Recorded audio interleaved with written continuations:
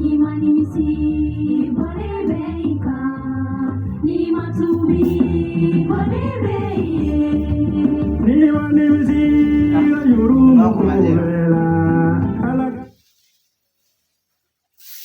frères et sœurs, bonjour. Nous venons encore aujourd'hui vous parler. Le Seigneur a mis dans notre cœur un thème que nous voulons traiter avec ceux qui ne connaissent pas le Seigneur Jésus-Christ, qui s'intitule les 4 lois spirituelles.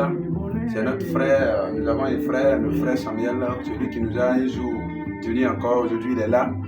Et nous allons lui laisser la place, il va vous dire bonjour, il va dire bonjour aux téléspectateurs.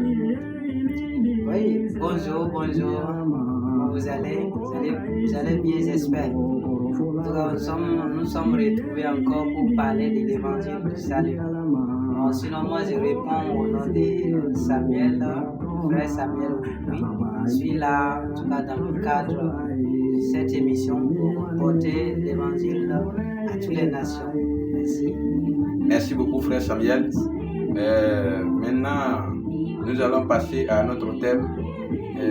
Nous allons demander au frère Samuel de nous définir ce que c'est que les 4 lois spirituelles, afin que les téléspectateurs, ceux qui nous écoutent, ceux qui nous regardent, ceux qui nous suivent en direct et ceux qui vont nous voir après, qu'ils puissent comprendre ce que c'est que les 4 lois spirituelles. Alors, frère Samuel. Bon, ce qu'on dit, les 4 lois spirituelles, c'est seulement des lois qui contiennent la bonne nouvelle du Seigneur Jésus-Christ. Voilà, ça contient la bonne nouvelle du Seigneur Jésus-Christ. On parle des 4 lois spirituelles. Ce n'est pas des lois établies par l'État, non. C'est établi par Dieu, mais qui contiennent les propos et la parole du Seigneur Jésus-Christ. Voilà, c'est ça. Merci beaucoup, frère. Merci beaucoup pour la définition. Frère, on parle des 4 lois spirituelles. Peux-tu nous éclaircir en profondeur ce que c'est que les 4 lois spirituelles, que les téléspectateurs puissent comprendre ce que c'est que les 4 lois spirituelles? Ok. Bon, si nous remarquons, il y a dans un pays, il y a des lois qui sont établies pour assurer la sécurité et la paix. Chez Dieu aussi, il y a des lois. Voilà, et ça, on a nommé, c'est une invention des hommes, mais voilà, qui montre un peu les propos de Dieu, les lois de Dieu. Donc chez Dieu, il y a des lois aussi.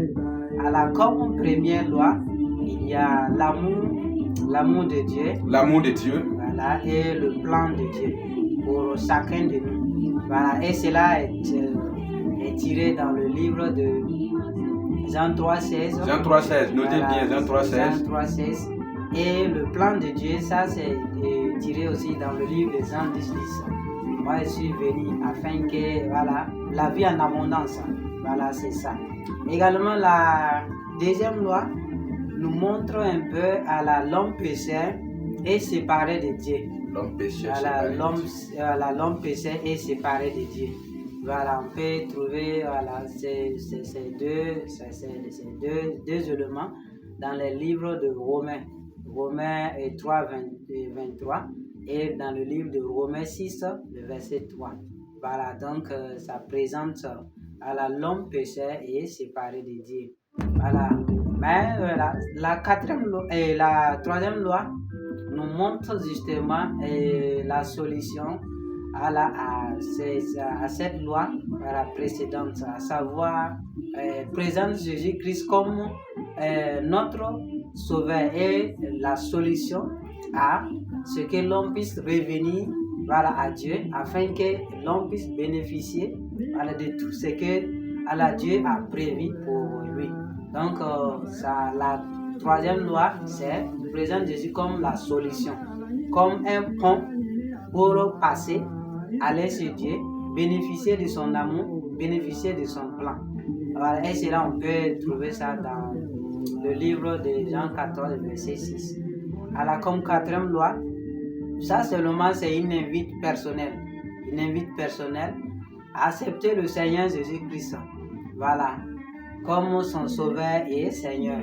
Voilà, et afin de pouvoir bénéficier de son amour et son plan, voilà, pour celui qui l'accepte. Voilà, donc, et on peut retrouver ça dans le livre de Jean 1, le verset 12. Il dit à tous ceux qui l'ont reçu, elle a donné le pouvoir de devenir enfants de Dieu. Voilà, donc, c'est une invite personnelle. Ça prend fin maintenant. Voilà, ça conclut la 4e loi. C'est ça, c'est 4 éléments qu'on a combinés ensemble pour l'appeler 4 lois spirituelles. Vous aide à comprendre et à connaître voilà, le plan et l'amour de Dieu. Merci Chacun bien. de nous. Merci. Merci bien, frère Samuel. Merci. Que le Dieu Tout-Puissant continue à t'inspirer Amen. dans les jours à venir. Amen. Amen. Merci beaucoup, frères et sœurs, téléspectateurs. Que le Seigneur vous bénisse. Nous avons encore une troisième question sur, plus ou moins, Oui. à laquelle nous voulons poser encore au frère Samuel. Oui. Mais quelle peut être l'importance de la connaissance de ces 4 lois spirituelles dans la vie d'un homme? Je vais dire, celui qui les connaît, Oui. celui qui les connaît, Oui, qui arrive à les réciter. Quel est l'impact que ça peut faire dans la vie de cet homme? Merci pour cette question. En tout cas, premièrement, ce que ça peut faire voilà, celui donc qui connaît ces lois et celui donc qui veut accepter le Seigneur, qui veut cesser à comprendre Dieu.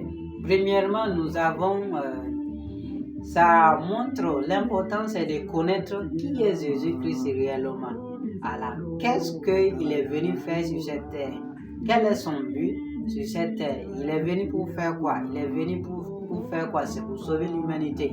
Donc, l'important c'est de connaître ces lois, nous permettre de connaître la personne de notre Seigneur Jésus-Christ. Et également, ces 4 lois donnent des conseils pour la vie chrétienne. Voilà, en tant que chrétien, qu'est-ce que nous pouvons faire justement? Qu'est-ce que nous pouvons faire voilà, pour bénéficier des lois, des faveurs de Dieu, des privilèges de Dieu? Donc, ça donne des conseils pour la vie chrétienne. Et comme 3e, voilà, élément qui est important aussi, ça nous aide à comprendre davantage le Père, que Jésus-Christ est venu révéler sur cette terre. Voilà. Donc, ça nous aide à comprendre, à connaître ses plans, ce que le Père a pour les individus sur cette terre-là. Donc, ça nous aide à comprendre ça. Alors, son plan pour nous, pour chacun de nous. Alors, donc, c'est ce que je peux dire. Voilà. Merci beaucoup, frère Samuel. Que le Seigneur t'inspire davantage dans les jours à venir. Amen. Alors, téléspectateurs, frères et sœurs en Christ, ceux même qui cherchent à connaître le Christ encore, merci beaucoup pour votre patience que vous avez dû subir pour écouter ces explications. Alors, nous vous souhaitons une très belle journée et nous demandons à Samuel de donner un dernier mot aux téléspectateurs. Ok, comme dernier mot, merci pour de nous avoir suivis.